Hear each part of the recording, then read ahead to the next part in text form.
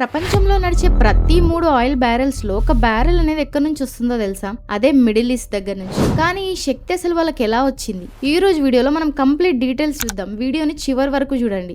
ఈ రోజు మన ప్రపంచం కార్లు, విమానాలు, ఫ్యాక్టరీలు, విద్యుత్ అన్ని రంగాల్లో, అన్ని తయారీ రంగాల్లో ముందుకు దూసుకెళ్తుంది. కానీ ఇవన్నీ ఆధారపడి ఉన్న ఒకే ఒకటి ఏంటంటే క్రూడ్ ఆయిల్. కానీ ఒకప్పుడు ఈ శక్తి మిడిల్ ఈస్ట్ చేతిలో లేదు. ప్రపంచం ఆయిల్ ని నియంత్రించింది ఒకే ఒక వ్యక్తి. 20వ శతాబ్దం స్టార్టింగ్ లో ఆయిల్ ని రాజ్యంలో పాలించిన వ్యక్తి అతను. ఆ వ్యక్తి మరెవరో కాదు, జాన్ డి రాక్ఫెల్లర్. ఇతన్ని ఆయిల్ ఇండస్ట్రీకి పితామహుడు అని కూడా అంటారు. సో అతని కంపెనీ అయిన స్టాండర్డ్ ఆయిల్ 20వ శతాబ్దం స్టార్టింగ్ లోనే ప్రపంచం యొక్క ఆయిల్ సరఫరాలో దాదాపు 90% వరకు కంట్రోల్ చేసింది. అంటే ఆయిల్ కావాలంటే రాక్ఫెల్లర్ దగ్గరికే వెళ్ళాలి. కాకపోతే తర్వాత కాలం మారింది అండ్ రెండో ప్రపంచ యుద్ధం తర్వాత అప్పుడే రంగంలోకి వచ్చింది మన సోవియట్ యూనియన్ అయిన రష్యా వాళ్ళ దగ్గర భారీగా ఆయిల్ కనుగొనబడింది. రాక్ఫెల్లర్ కంపెనీ అయిన స్టాండర్డ్ ఆయిల్ తో ట్రేడ్ చేయని దేశాలని రష్యా టార్గెట్ చేయడం మొదలుపెట్టింది. సో ఆ కంట్రీస్ కి ఇది చాలా తక్కువ ధరకి, అంటే చీప్ రేట్ కి ఆయిల్ అమ్మడం మొదలు పెట్టేసింది. సో దాంతో ప్రపంచం యొక్క ఆయిల్ సప్లై చైన్ అనేది కంప్లీట్ గా మారిపోయింది. అండ్ అసలు గేమ్ ఎక్కడ స్టార్ట్ అయిందంటే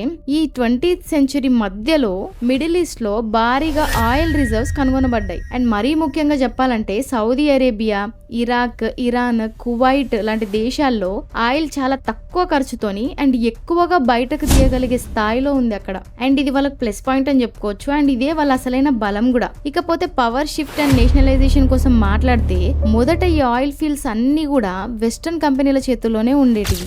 సో వాటిపైన నిర్ణయాలు కూడా ఈ కంపెనీలే తీసుకునేటివి. కానీ తర్వాత 1950 నుంచి 60 మధ్య కాలంలో ఈ మిడిల్ ఈస్ట్ దేశాలు ఏవైతే ఉన్నాయో ఇవి ఏం చేశాయంటే తమ ఆయిల్ ఇండస్ట్రీని నేషనలైజేషన్ చేయించాయన్నమాట. అంటే వాటి సొంతం చేసుకున్నాయి. అంటే ఇక నుంచి ఆ ఆయిల్ పైన కంప్లీట్ డెసిషన్, నిర్ణయాలు అన్ని వాళ్ళవే. అండ్ తర్వాత 1966లో ఈ 5 దేశాలు ఏవైతే ఉన్నాయో Saudi Arabia, Iran, Iraq, Kuwait, Venezuela, ఈ కంట్రీస్ అన్ని కలిపి ఒక ఇంపార్టెంట్ డెసిషన్ ని తీసుకున్నాయి అన్నమాట. అదేంటంటే ఒపెక్ కమిటీని ఏర్పాటు చేయడం. ఒపెక్ అంటే organisation of the petroleum exporting countries, petroleum ఎగుమతి చేసే దేశాల సంఘం అని. ఈ ఒపెక్ అసలు ఏం చేస్తుంది అంటే చాలా సింపుల్ గా చెప్పాలంటే ఈ కమిటీ ఏదైతే ఉందో ఇది ఎంత ఆయిల్ ని బయటకు తీయాలి అండ్ ఎంత ఎక్స్పోర్ట్ చేయాలి అండ్ మార్కెట్ లో ఆయిల్ ఎక్కువ ఉందా తక్కువ ఉందా, సో ఇవన్నీ ఈ ఫ్యాక్టర్స్ ఏవైతే ఉన్నాయో వీటన్నిటిపైన నిర్ణయము ఈ కమిటీ అందరూ కలిసి నిర్ణయిస్తారనమాట. అండ్ దీని ద్వారా ఆయిల్ ప్రొడక్షన్ అండ్ వాటి